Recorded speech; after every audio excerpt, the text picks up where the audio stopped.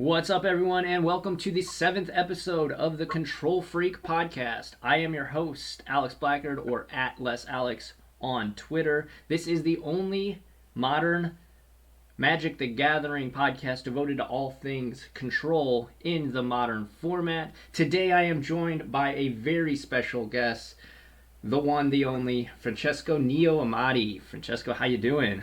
I'm doing well. Thanks for having me. It's a pleasure. Thanks for being on, and the pleasure is definitely all mine. So I put on Twitter and in the Facebook group that you are a moderator of some questions. I was looking for questions, and boy howdy did we get some questions. Thanks to everyone. Overwhelmed by the responses and the questions that we have, but we'll try to tackle as many as that we can. Definitely. There were so many. I appreciate everybody who reached out to me on Twitter and on the Facebook group. But for those of you that don't know who Mr. Amati is, he is the founder and community manager for the largest blue-white control Facebook group and community on the planet. He is a writer for cardknocklife.com. He is also a blue-white control coach on Spikes Academy. And additionally, he makes just infinite free content. You really are awesome for the community, and I'm definitely glad I came across your Twitter like a year ago. So definitely want to. Yeah, thank you. Yeah, I was just actually recently asked about that blue-white primer.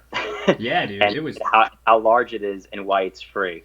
And I have a personal philosophy about that. Like, I don't charge for content for a specific reason, but I think it's awesome to just give back. And I think, particularly to a community that, thrives on getting better through knowledge and experience from other players. I think it's a great way to, connect the community, and having this kind of information available readily and free, I think is the way to go for connecting players and improving the archetype that they're trying to get better at. Yeah, definitely. And I mean, you like I say infinite, but it really is a lot. He has a great follow at Spikes_Neo on Twitter. You put out so much free content. It's kind of ridiculous, man, and definitely appreciate it. Also another thing, you just became a team member for Solitary Pro. If you want to talk about that for a second. Oh yeah, sure. Why you chose them and. Yeah, so I've never been part of a team before, and so I know it's picked up quite a bit, and I just saw them on my feed on Twitter, and initially the colors spoke to me. Oh yeah. The blue, white, and the black, and it's kind of funny because those are the colors of Spikes Academy, but they're also the colors that I play and the colors of Card Knock Life. So I was like, okay, this is pretty cool.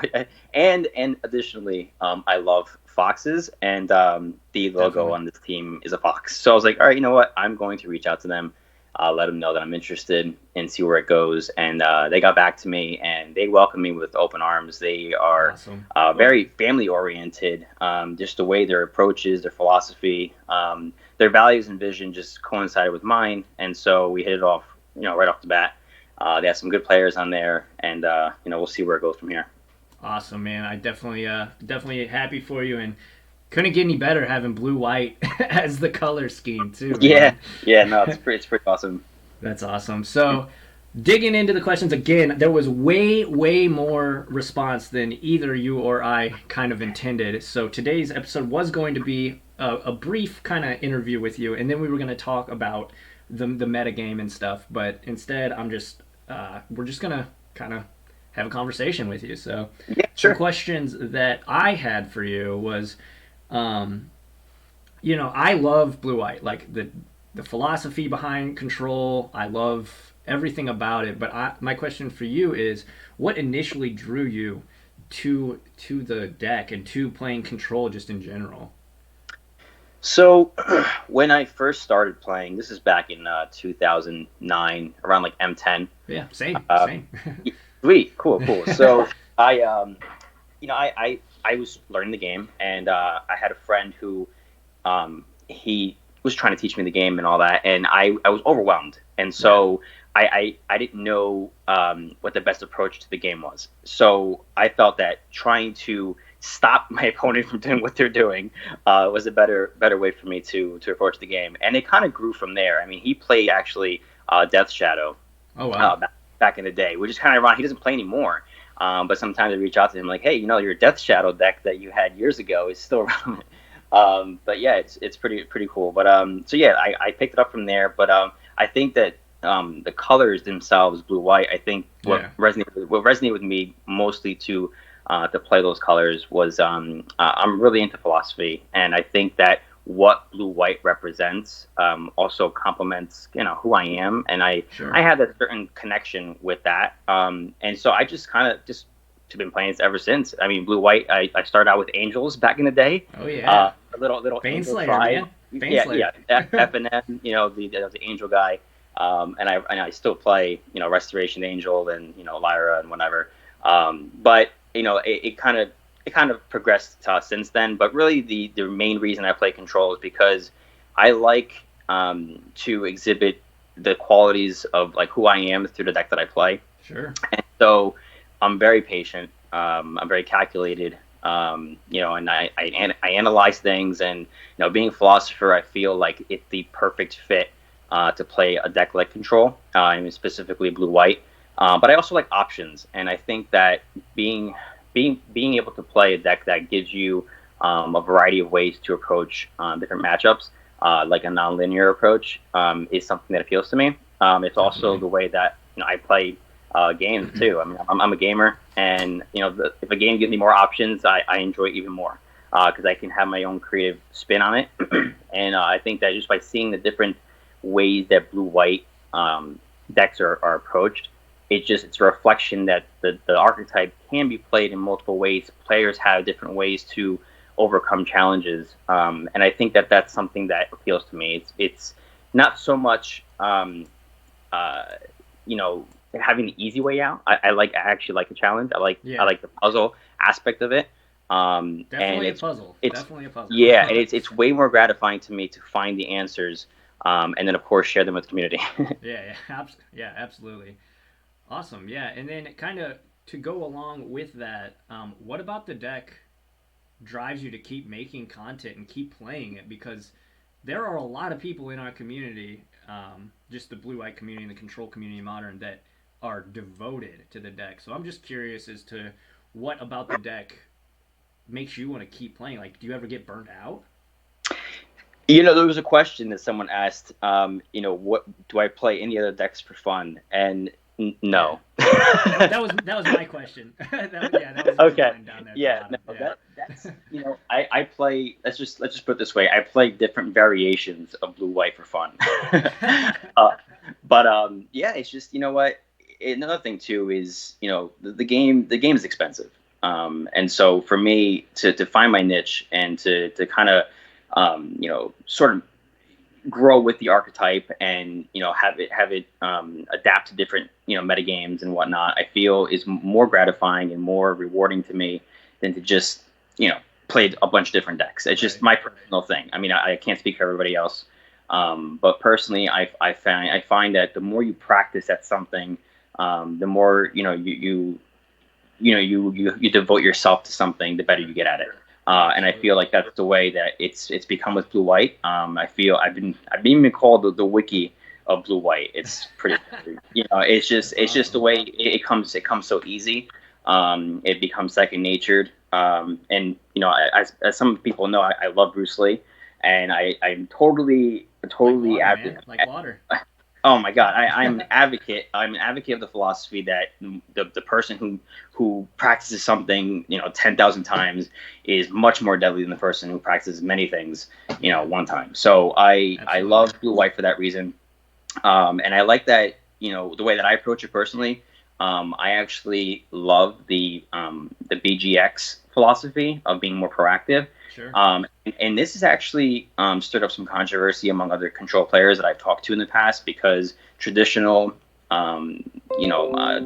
purist control players prefer the Drago approach, to basically answer everything until they get to a point of the game where they can just, close out in a couple turns. And I find that fine, but we have to also understand the format that we're in, and that's something that I've written about quite extensively.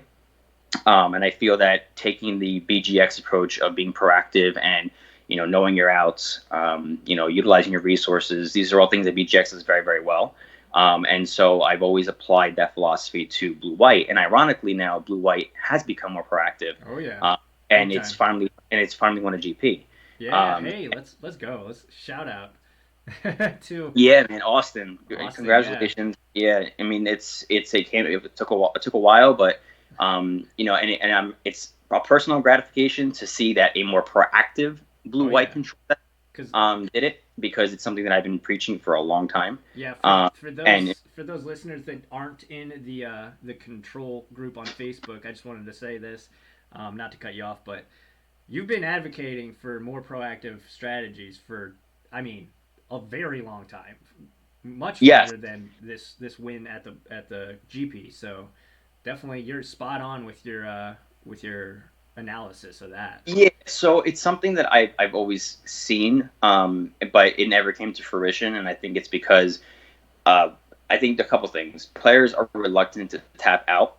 It's something that I'm not gonna say that I don't have statistics to back this up, but I do think that I'm inclined to say that players I've spoken to and things that I've read, that players don't feel comfortable tapping out in a format that they think ends by turn 4, turn 3, whatever. And I understand that. However, a lot of it comes down to circumstantial situations in games, and games actually go longer than turn 3, turn 4. Absolutely, that's one of the biggest misnomers of the format, I think, in general. Like, is the potential there? Yes, but typically it's going longer. They get grindy. Modern is grindy, and I think that, I mean, with the exception of Bridgevine, I think that most matchups go beyond turn 4, and so I think that being able to assess when it's the proper time to tap out or when to hold back is a skill that really separates the average players from the very good ones.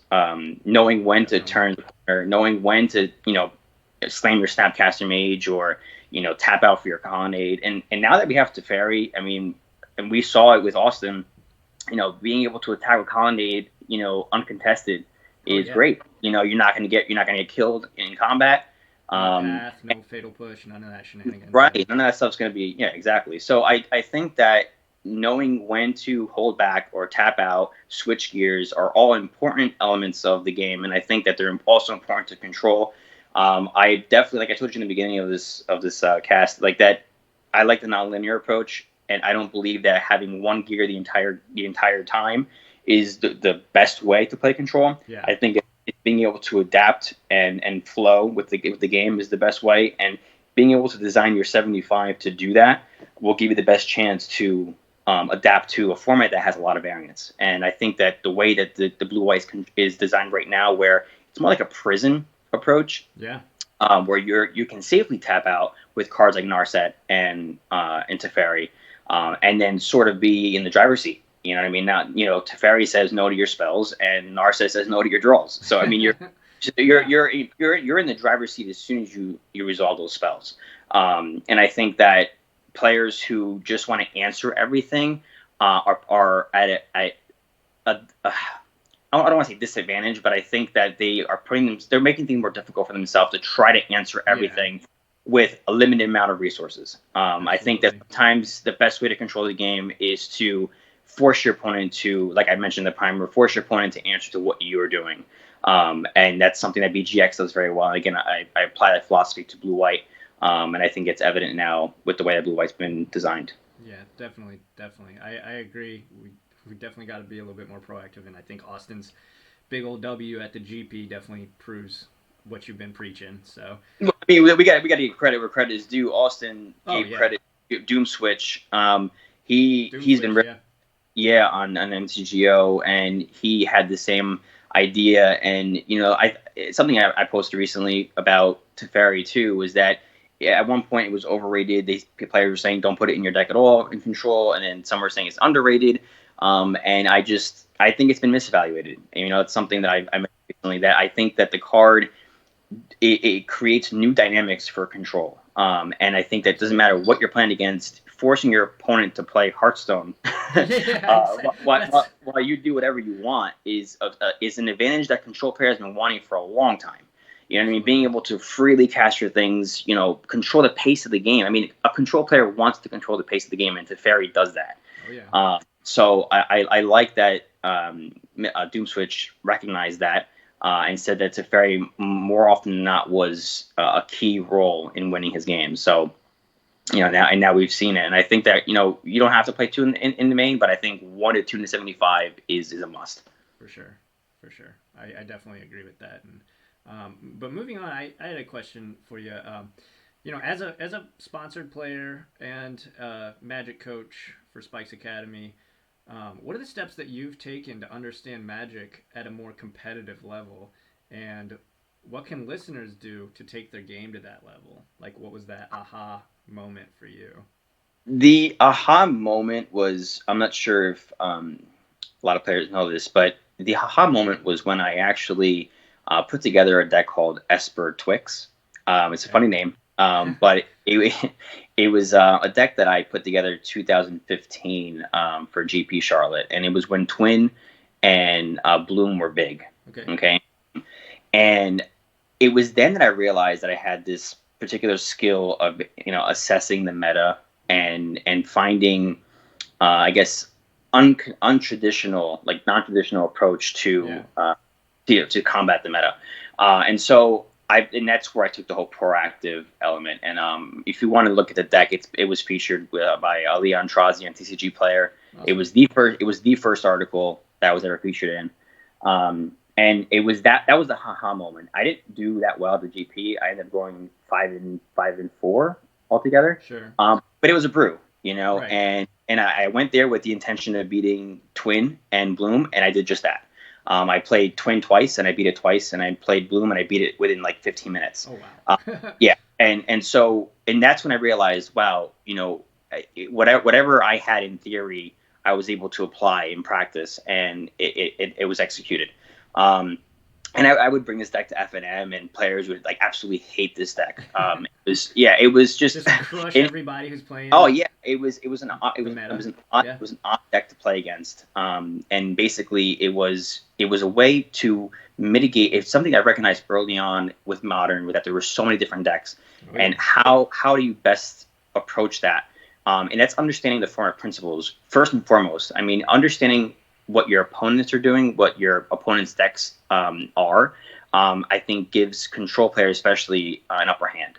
And that's why I think control is in a good position right now. To answer one of the questions that we had on this show, is that control is in a good position when the meta is more defined. And I think that right now, knowing what the best decks are puts control at an advantage. Oh, yeah. And so when I created that deck, it was just a bunch of like Tide Hollow Scholars in the main, Meddling Mages. It was like a legacy deck in Modern.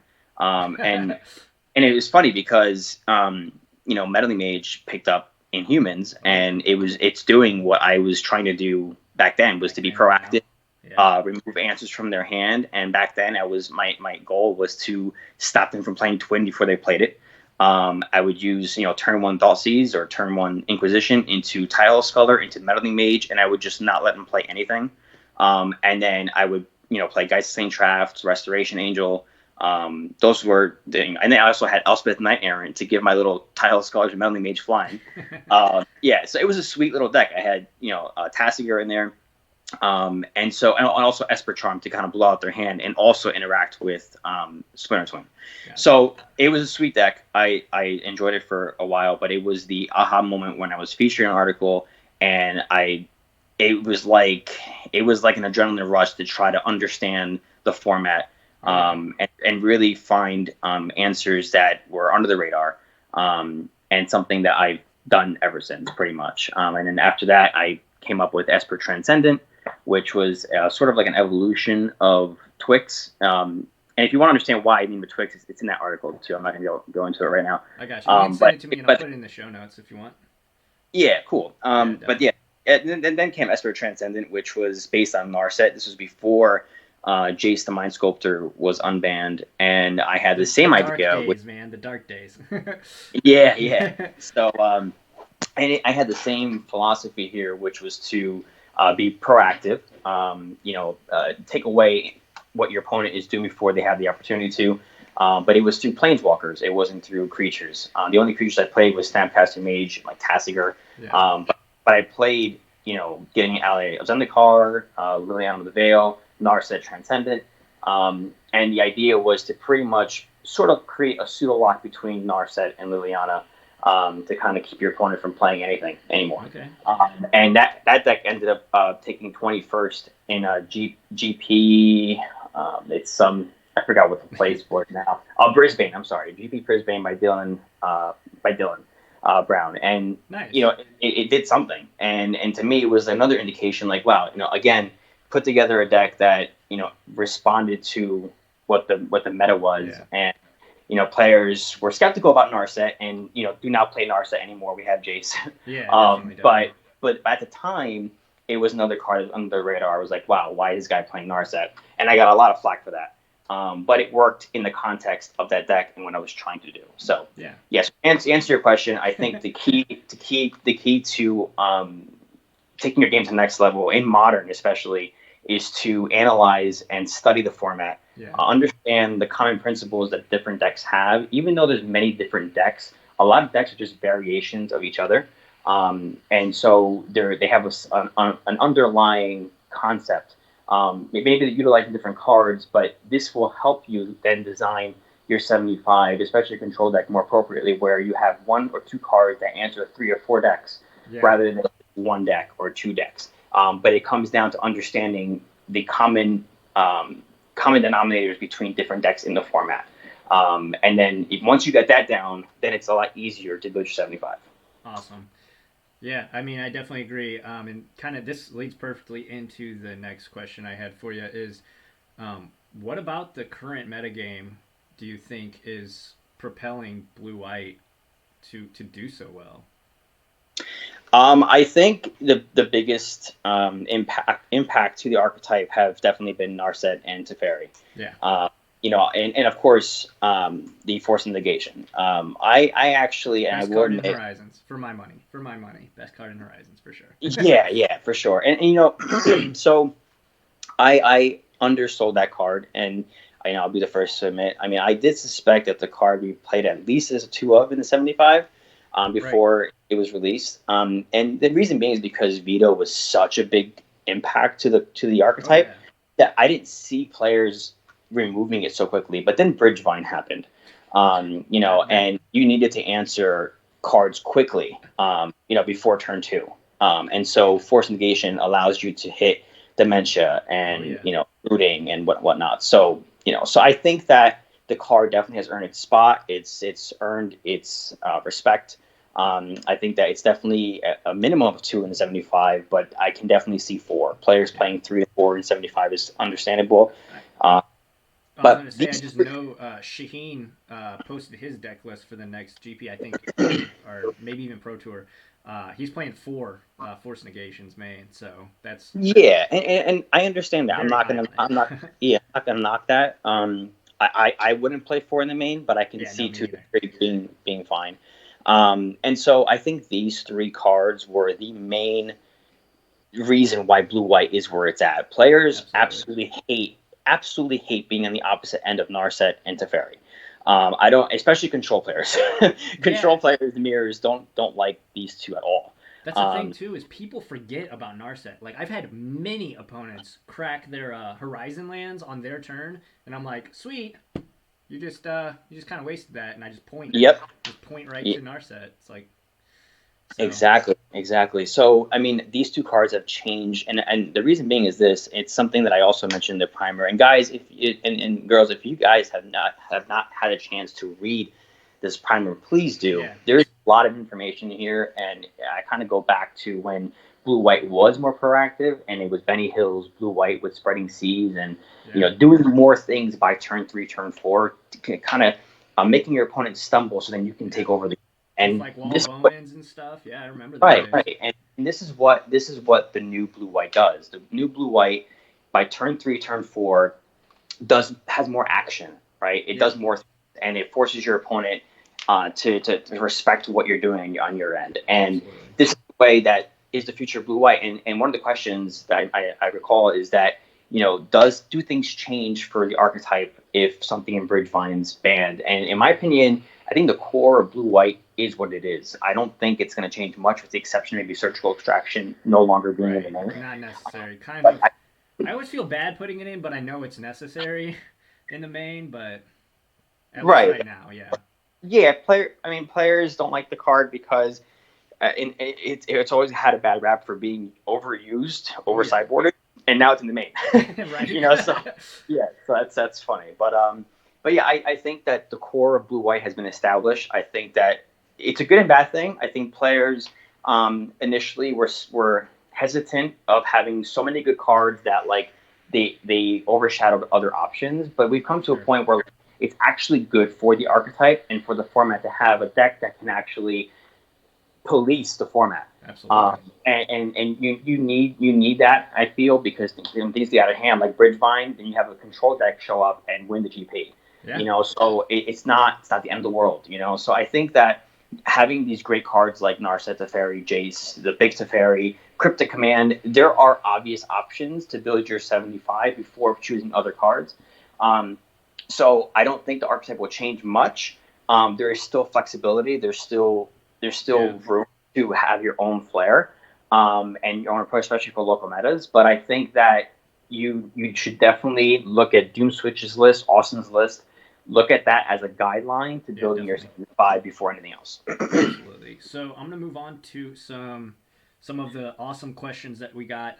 This one comes from Twitter user at Box of Beatles. He asks, what makes blue-white arguably better control deck than Esper?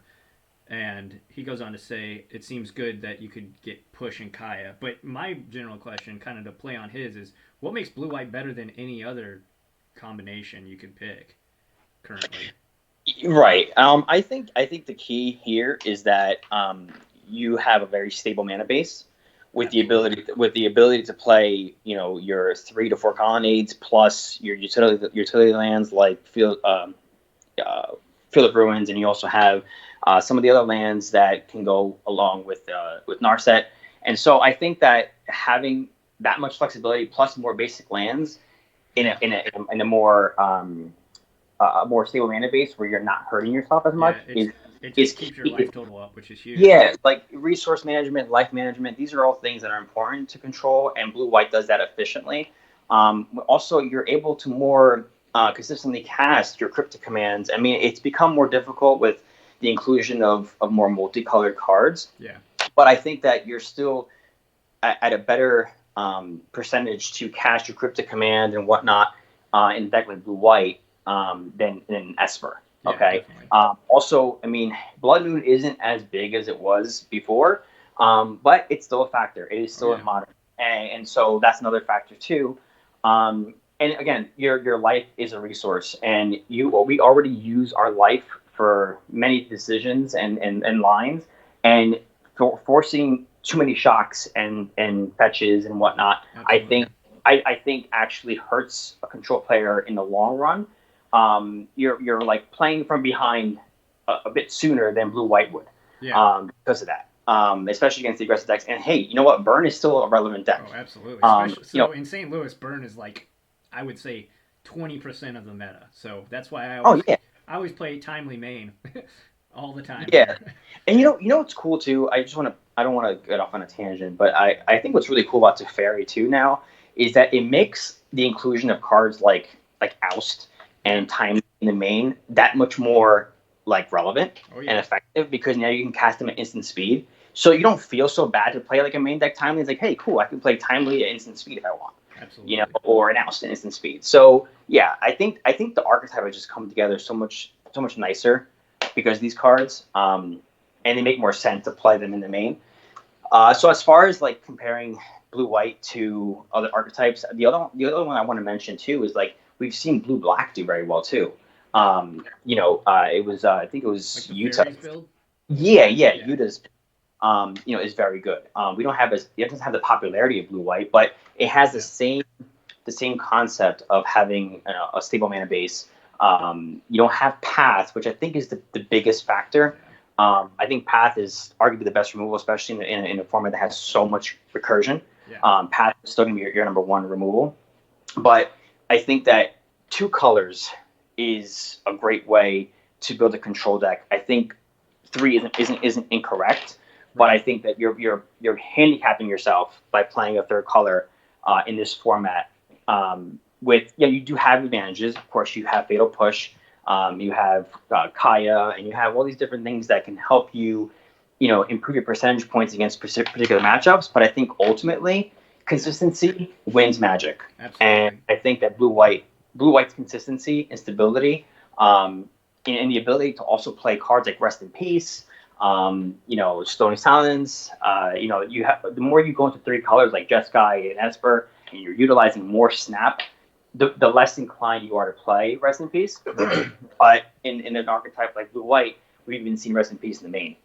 So I think that blue white has that flexibility now and has a bunch of answers that you don't really need to go into a third color. And even though Oust is no push or no Volt, Oust is good enough, especially with Teferi, so you don't have to go to a third color. Yeah, and with the Field of Ruin trick, obviously that's big game too. Oh yeah, of course, and Jace too. Yeah. So the next question is from Affinity for Blue, also known as Joey Pasco of Yo MTG Taps podcast, and he asks, what M20 card, so what core set 20 card seems potentially promising for blue white?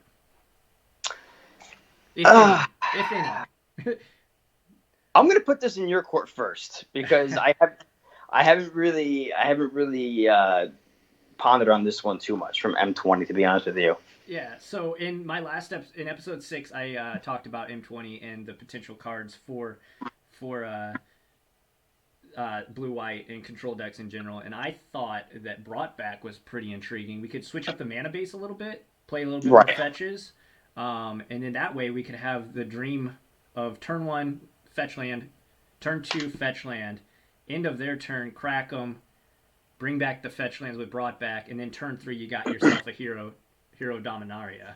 So here's the thing with Brought Back. I saw an article where it was a premium article on Star City. Sure. Where the build was 8 or 9 fetch lands in blue white. Yeah.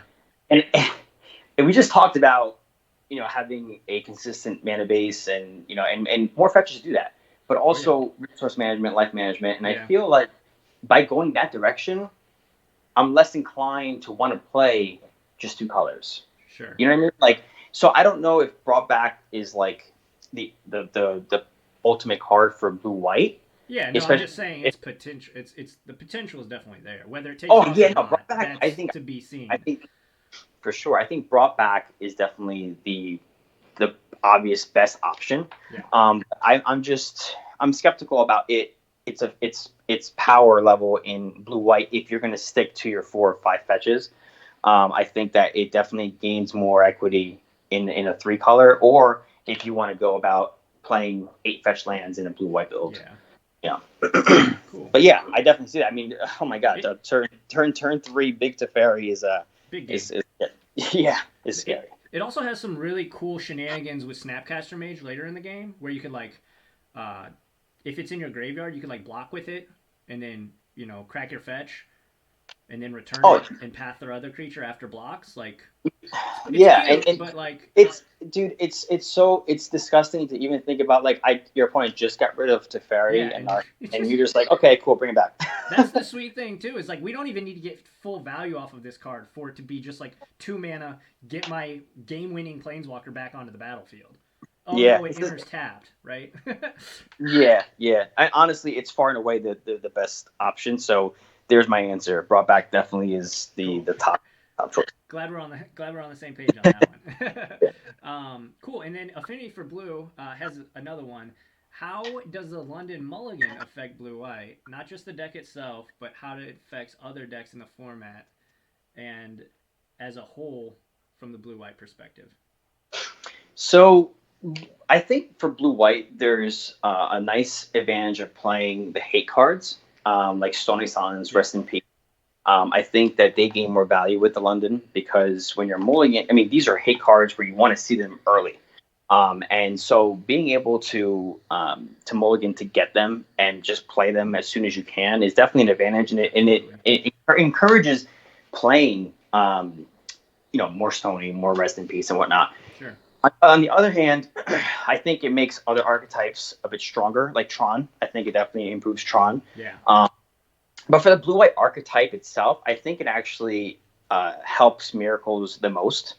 But my thing is Miracles still relevant? And one of the questions that one of the players had was, is Miracles not a good option against Bridgevine? And I asked this question myself because I was curious. Players were asking, and I didn't really have the answer to that because I'm not a really big Miracles player. But the answer that I got from I think it was Zach Allen, great control player. Oh, absolutely. Won a GP recently, right? Or SCG. Right. He even said that it's not really reliably answered, and I think players like overvalue the effect. But there's a lot of setting up to do too, and it doesn't always pan out that way. But with the London Mulligan rule, there is the opportunity to gain more value off Determinus. But I think that trying to use it as an answer to Bridgevine and these other decks, I don't think is the right way to go, because even Bridgevine can just pitch their creatures to Dementia, and it's like, okay, well, that didn't really work the way I wanted to. But I do think that it brings Miracles back into the spotlight as an alternative way to play blue white. But then if you're playing Miracles, do you not want to play Narset? Exactly. I mean, Narset doesn't really mesh that well with Miracles. No, because you have to take your Terminus. Like if you see it and you need a sweeper, it's like, oh man, I just have to take this now. Yeah, and there's a whole section in the Pioneer about that too, about why you don't really want to play Narset in Miracles.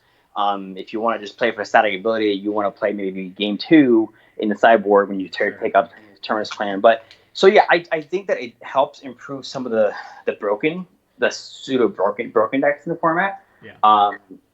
But I don't know, like Neil Brand, for example, or if Bridgevine's still a thing, or Tron. But I don't know how much it's going to help traditional blue white, but I think it does help Miracles. Definitely. Cool. Yeah, I definitely agree with that too. And that was one of those questions you kind of answered was from the group. Somebody asked, why aren't we playing Terminus anymore? And I think you hit the nail on the head. Like, it's just super awkward with Narset. Like, yeah, it's and like the only Planeswalker from this new updated control build that I play in Miracles is Teferi. Yeah. That because even Miracles, you could see lists with Timely in the main and Oust, and and I can see, and also the deck wants to play instant speed. Sure. So Teferi allows you to continue playing at that pace, and also not having your Terminus countered, or not having your is brutal. Oh yeah. So I do like that. But Narset, in my opinion, should not be in the main of Miracles, and I think that's a big blow. Especially it makes your mirror match that much worse. Because Narset's so good in so many matchups. Well, that's the thing too. Like, I don't think players like the meta has changed, and I think that like control is definitely more prevalent.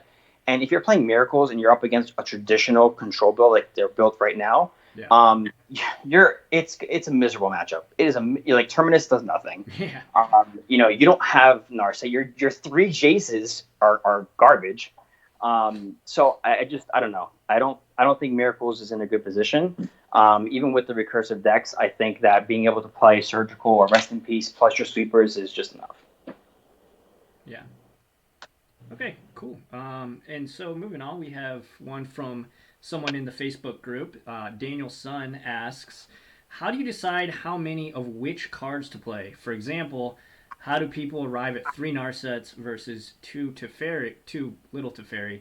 I would like to get better at tuning decks. So I think that's something a lot of listeners have trouble with too. It's like, how do I choose what cards to play?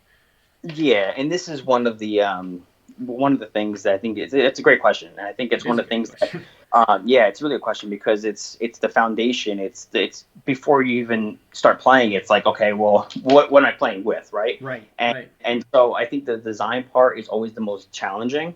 But I think It's that the there's game some before the game, really. it's For for the game, right? And I think it's one of the most fundamental things about deck building, in my opinion, is to first understand what you value in your deck. And I think that starting the game off with your key pieces is the most important. So like I think that Narset has precedence over Teferi because it has the absolutely. ability to set you up. You know, you can dig for cards. It's essentially the replacement for Search for Esganta. Oh yeah. You know, while also being a house against Phoenix, and Phoenix is still relevant as you've seen. Oh yeah. And so I think that you want to see more Narset than you want to see Teferi. And also Teferi at one point was a 0 in the main and then a 1 in the main. So to put it as a 3 of before you play a third Narset, I think that that's one way to evaluate and say, okay, well, maybe Teferi, that's too many Teferi. Right. But also, you look at a card like Jace and then the big Teferi. Why are there two Jaces and one Teferi? Mm-hmm. Well, I think that you also want to ask yourself, okay, well, I now have Narset, which allows me to play more one-ofs. So it's okay to play Teferi, the big Teferi, as a one-of because I'm in a better position to find it. And also, you know, Jace is a turn 4, turn 5 card. And, you know, having too many 4-drops early on is going to create, you know, cumbersome draws. Yeah. You know, You definitely don't want like 2, 4, or 5 drops in your opening hand. Like right. unless you've got like multiple paths or multiple counters, like Yeah, yeah, sure.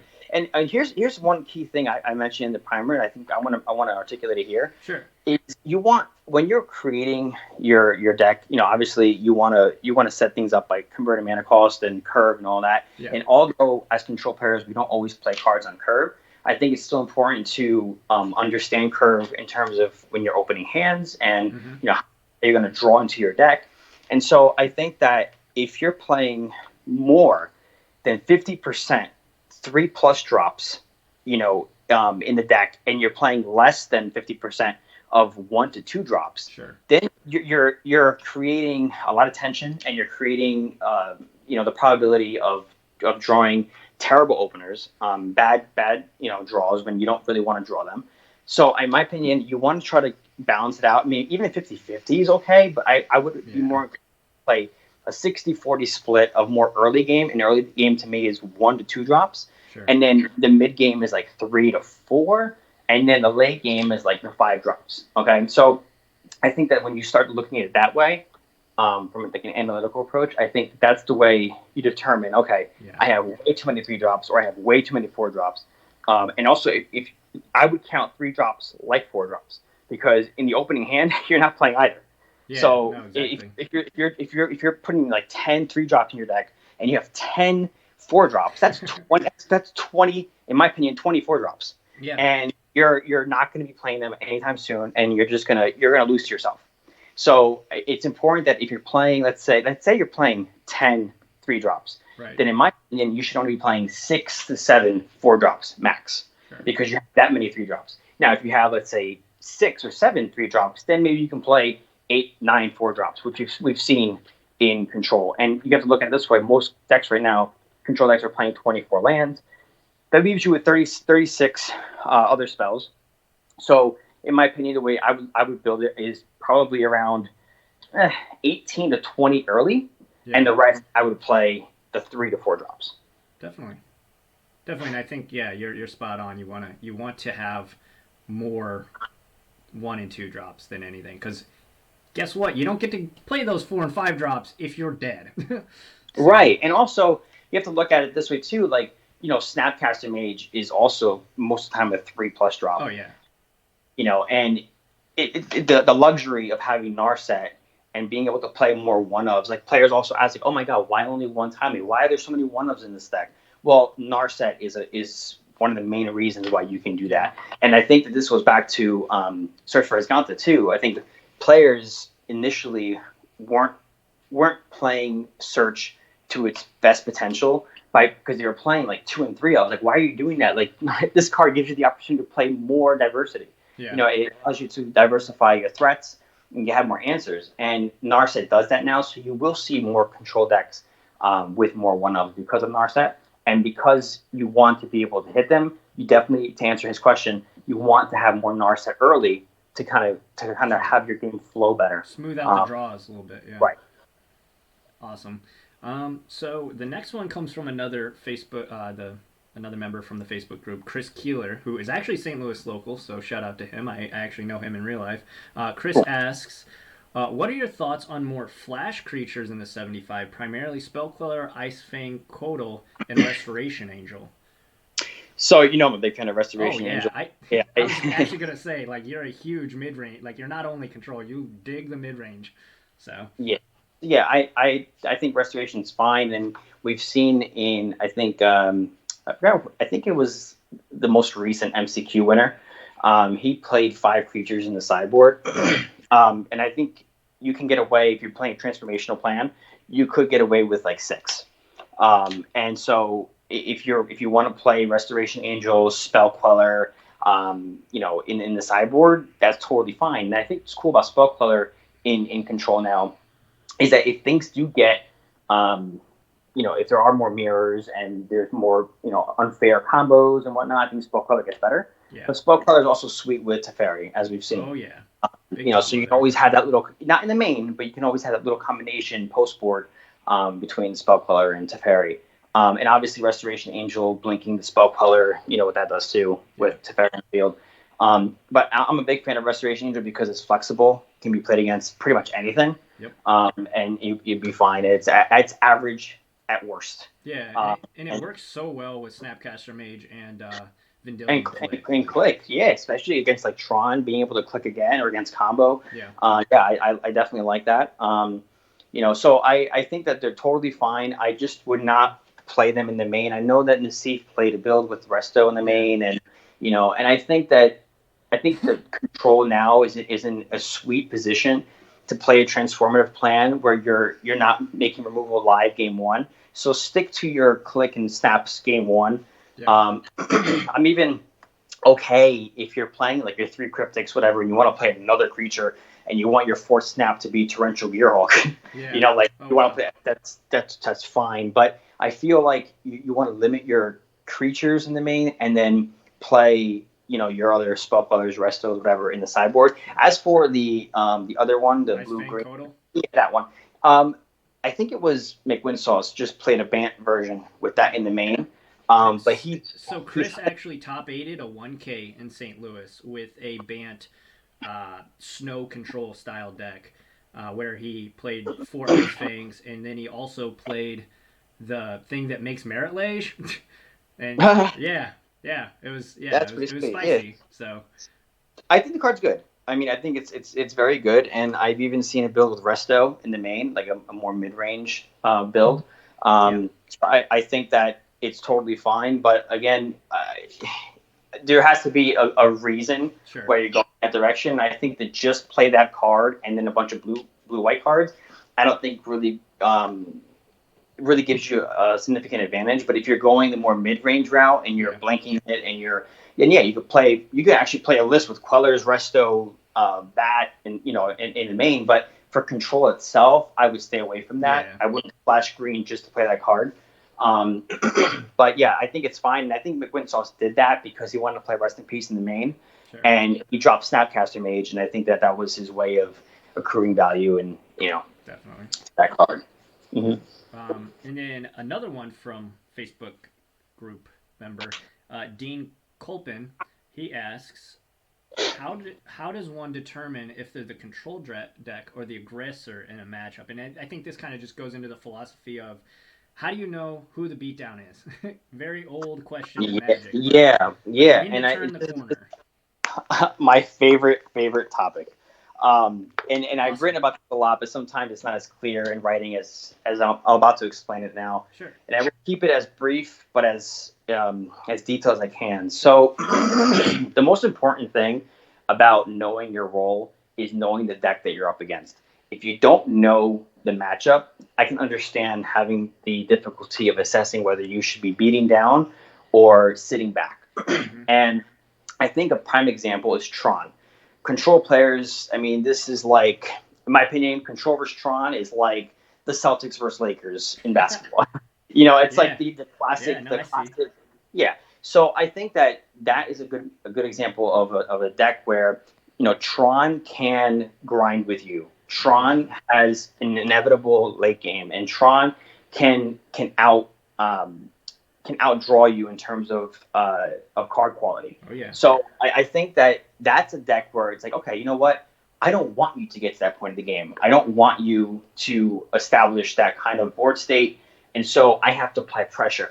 Okay, so that's a good example of assessing your role as the aggressor. And so playing cards like Snapcaster Mage, Vendilion Click, Monastery Mentor, Geist. Those are the cards you want to establish that. Now, players also say, well, you can do that with Planeswalkers too. But the thing is, the only Planeswalker I think that is good against Tron is Jace. Yeah. Because Jace can stop their top decks, and that's where Tron plays from the most. Oh, yeah. So I think Jace is okay, but it's still not the best way to approach the matchup. I think that pressuring their life total, and another mistake players make is just playing hate cards against Tron. It's not going to work. Like Tron can fight through hate. We've seen it time and time again, even through spreading seas and whatever. They laugh and say, okay, cool.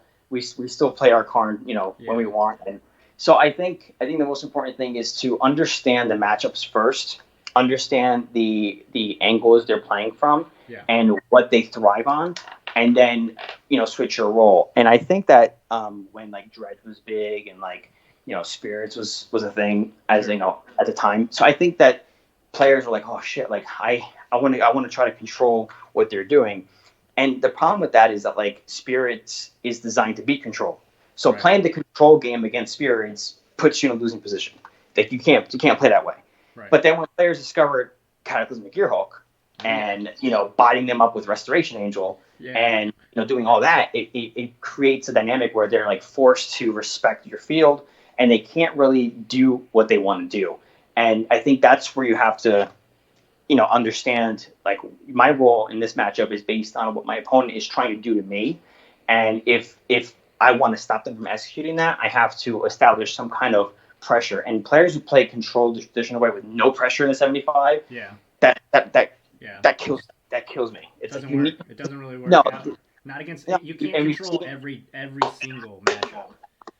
Yeah, you cannot control. No, I mean, even with Force of Negation and all the spells that we have, it's still not enough to do everything. And we've even seen like Dredge and even Bridgevine, where playing creatures is better than Planeswalkers. Even against humans, like humans, they don't care about Planeswalkers. They Thalia and all the pressure and Freebooter, they do not care about Planeswalkers. Right.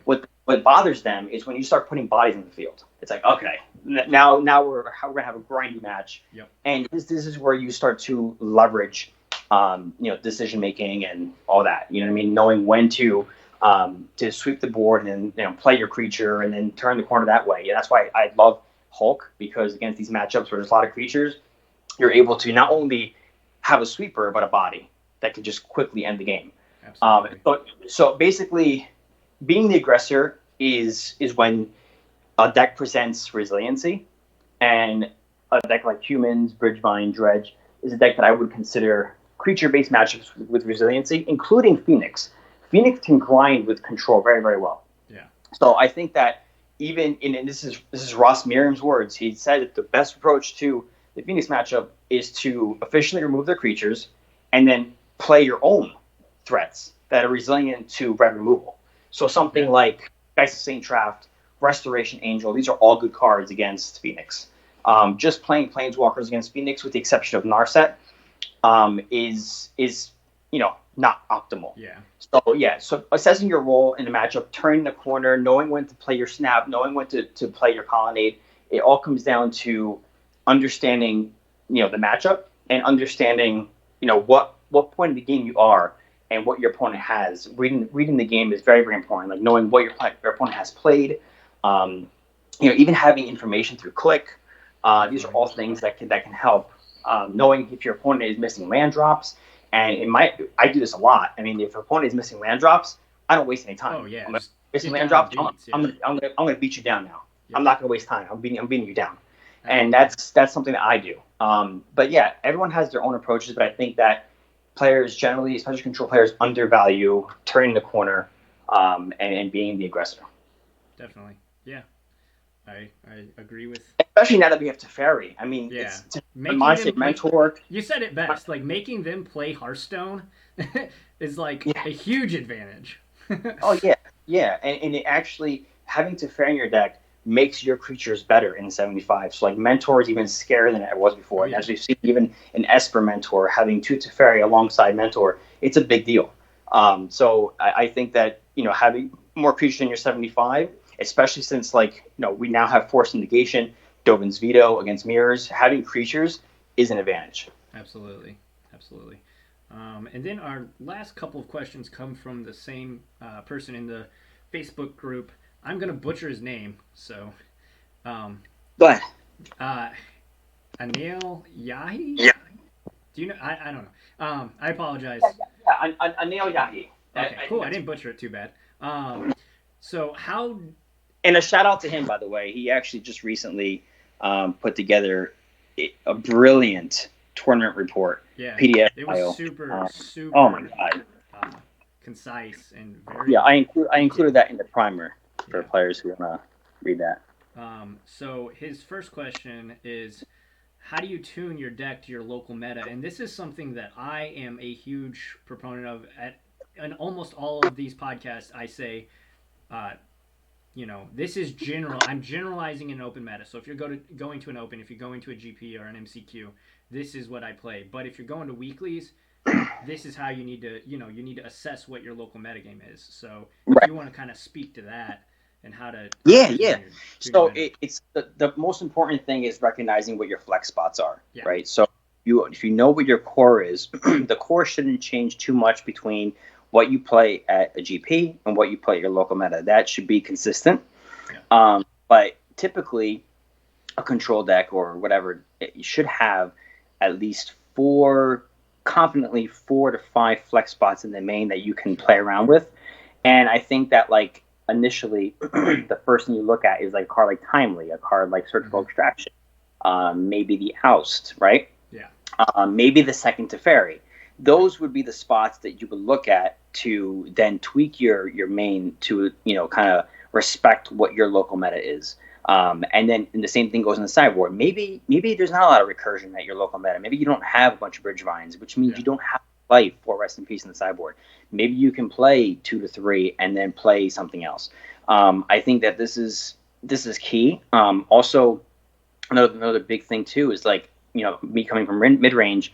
If I'm playing in my local meta and I see there's a lot of burn, then I'm probably going to play more Finks in my main, and I'm probably going to play Lyra in the main, in the flex spots, because I'm more inclined to play that matchup. So instead of bringing it from the sideboard, I'll play it in the main alongside Restoration Angels, and it might give me that game 1 advantage that I'm looking for. So that's key, but it's the most important thing, and this goes with any deck, is just knowing what your core is and then what the flex spots are. And then the flex spots is where you play the tech and where you play cards that respect your meta. Definitely. And one thing I said in the introduction episode to Control Freak is don't ever just rip a 75 off the internet and just copy and paste it onto your list, because there's a lot to be gained from actually thinking about your card choices and adapting to your meta. Right, and another thing too. I mean, I'm not sure if I wrote about this before. It was a post in the community, but I mean, in the Design 101, it's like if once you understand, and this goes with experience. Once you understand your deck and what you're weak to, what you're good against, you don't have to overcompensate in particular areas. Like a good example is if you're good against Affinity and you're playing Jeskai, you don't need to play a bunch of Stony Silences. Yeah. Don't play it because it's a good card. Play it because within the context of your design, you might need the extra help. But don't play a card just because it's popular or just because other decks are playing it. Play it because your deck, it's going to make your deck better. And another thing too, and I'm a little bit guilty of this when it comes to Restoration Angel. Play cards that are going to benefit your deck, not your preferences. And I think this is the biggest takeaway, I think, is understanding the difference between what you love to play, what you prefer to. I mean, we all love to play blue white, so that's an exception. we can get away with that. But when it comes to actually building your 75, play cards that make your deck better, not your preferences. Yeah, don't play your pet. Your pet. Yeah, don't play your pet. I mean, you can have one or two, and thankfully, in my case, Restoration Angel is actually good, so it's okay to play a card and I can get away with it. But in most cases, just because you've got a card in your binder, you've been itching to play it, don't play it just because you want to cast it. If you're playing casually, fine, but if you're playing competitively, really understand the value of what you're playing. Yeah, that's a really good tip.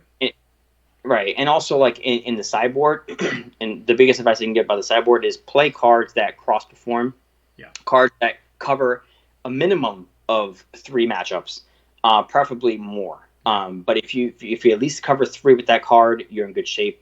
And the reason why Surgical Extraction is being played over Rest in Peace in the main, that's one question that a player had, is because Rest in Peace also pigeonholes your design. So you're not going to be able to play Snapcaster Mage. You won't be able to turn the corner when you want to turn the corner game 1.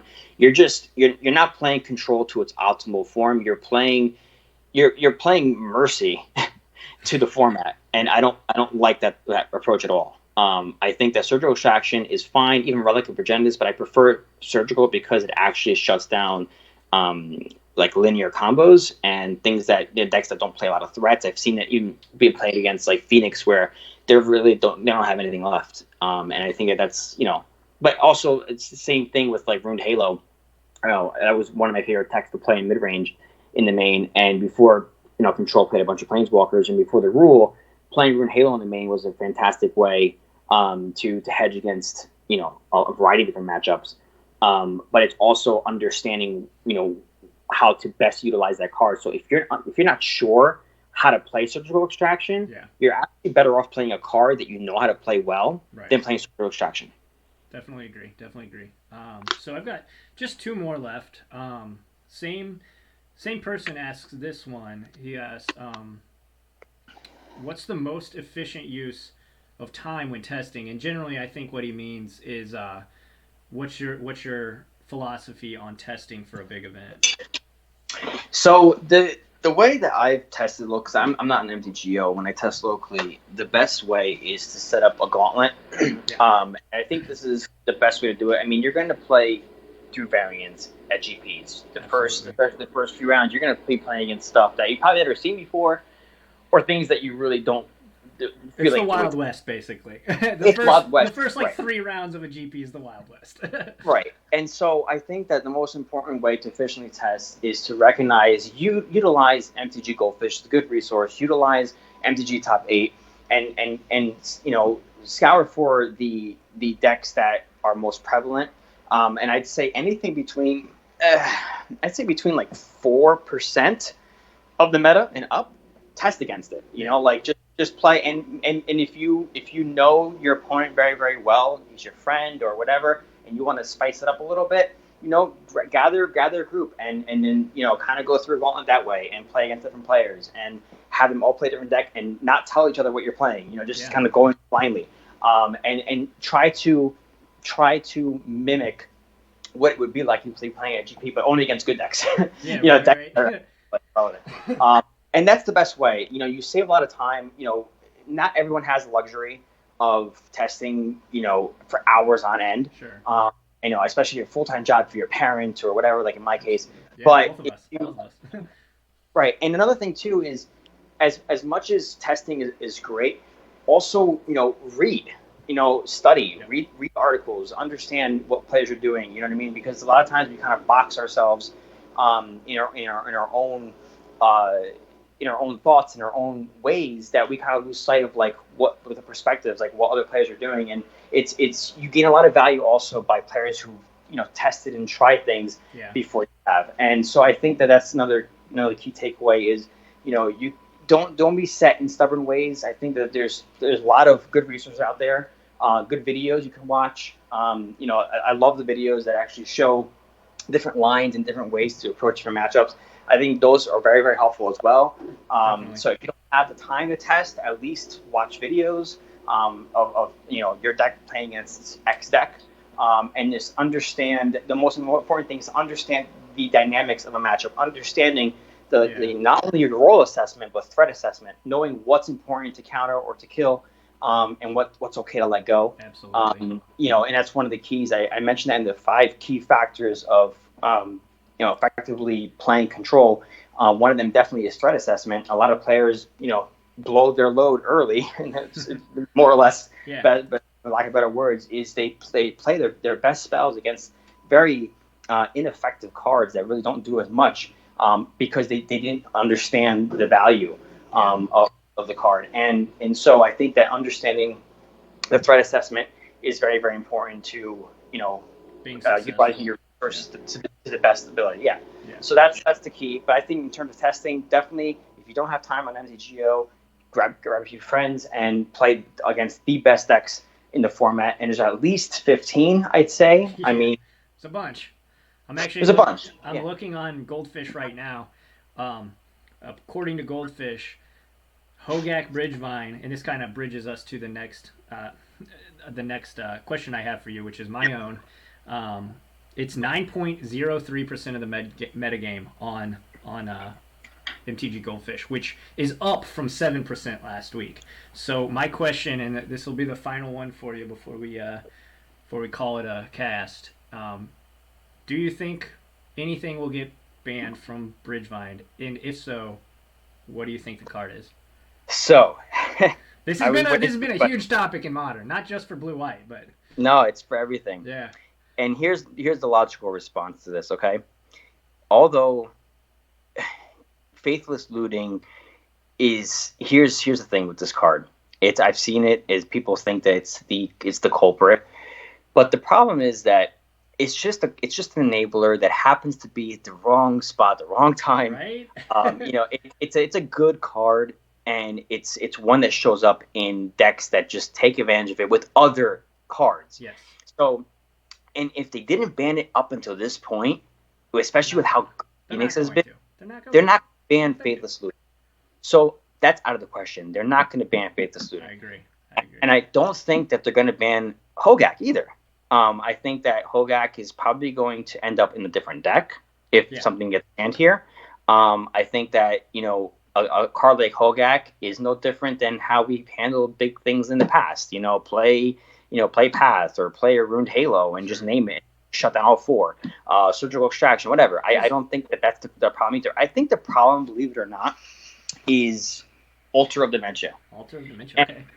Yes, I think that's the card that might see the ban, and the reason being is because if you just ban that card, the deck loses a significant angle that players are having a hard time managing. Because I think what makes the deck so difficult to play against is that it plays from a bunch of different axes, and you have to play a variety of different hate to keep it under control. But And I think don't that you take care of the issue if you just ban Bridge from below, though? Yeah, I mean that was gonna be my other option. That's fine too because it's only being played in this deck. The reason why I say this is because these 2 cards, it's one of these 2 because they're only really being played here. Yeah. And so if you ban that one card like they did with KCI, then you're not gonna hurt a bunch of other decks. You're just gonna hurt this one. You're gonna the same thing they did with when they banned the one card from Bloom. You're only hurting that one deck, and when it comes to that's how they've done bans most recently too. They've scalpel precision bannings. They don't want to, at least from the way they've banned things recently, they don't want to hit a bunch of decks. Like they could have banned Mox Opal, instead they banned KCI. It hit that one deck. So with that, and with that knowledge, the problem. Go ahead. I'm sorry. I was just going to say, with that knowledge, it just leads me to think that it's Bridge from below because that card literally doesn't do anything. It's a very cool design card, but that card doesn't do anything if you cast it. It's a weird card. It's only in this one deck, so I think. And another thing to think about, I believe, is Altar of Dementia is like a cool card for like brewers in Modern, like people that play Modern kind of more casually. It's a cool card. So yes. Yeah, I agree. It's a cool card, but I think in the context of this deck is where it creates a lot of issues. Like, I mean, players talking about bringing in a freaking Stony Silence against this deck because they want to stop Altar. You know what I mean? So it creates this weird, I mean, the only exception I'll ever play Stony against a creature deck is like spirits or like hate bears for Aether Vial. If I'm Sure. playing, and let's be clear, not humans. I think that Stony isn't really what you want to be, Yeah. against that deck. But against like spirits, whatever, I understand. Even the Thief has done it, played like a single of Stony. But I think that when you're already playing like your four rest in peace, your like 10 pieces of graveyard hate, and then you're also throwing in the Stony Signs or whatever.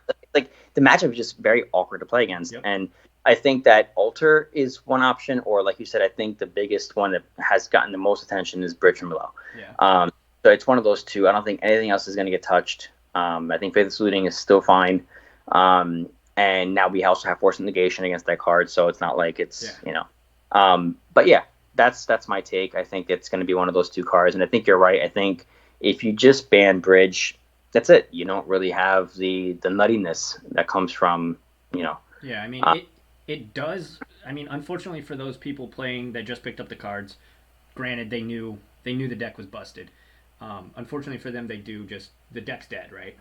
There's no coming back. No. But they have most of the pieces for like something like Dredge, which I think Hogak would be perfectly reasonable in Dredge.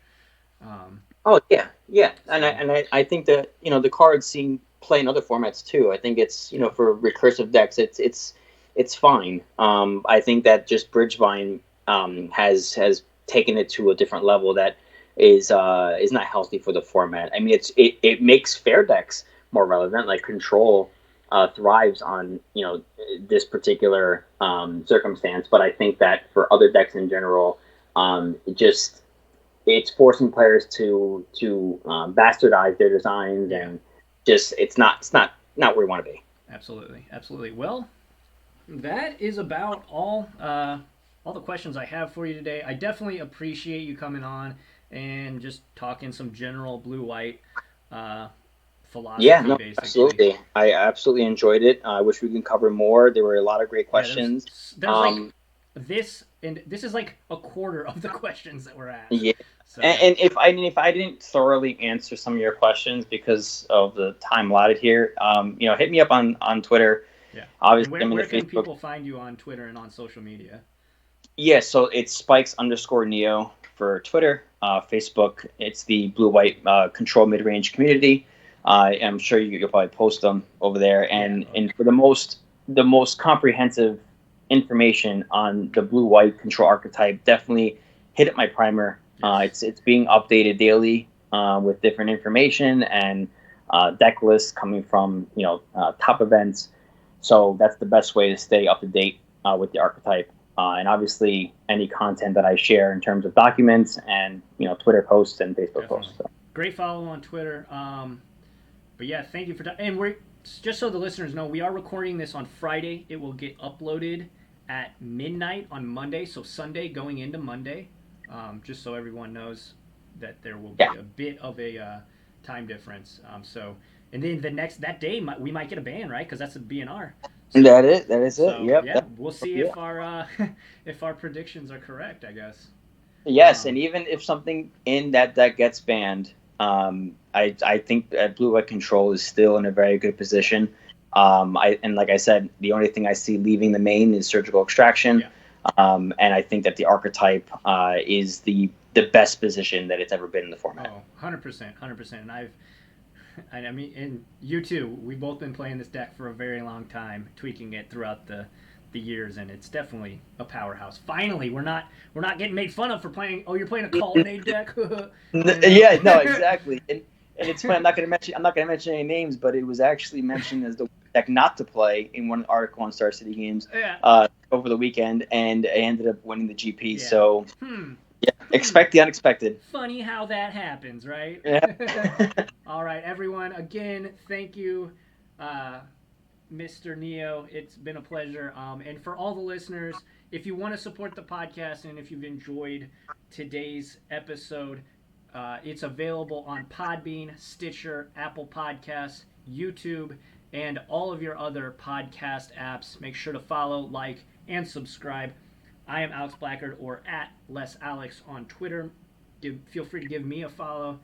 And we're out of here. Thanks for everybody for listening, and have a great day. And be kind to one another, Magic players. Absolutely. And as always, assess, adapt, and transcend. Yes. Adios.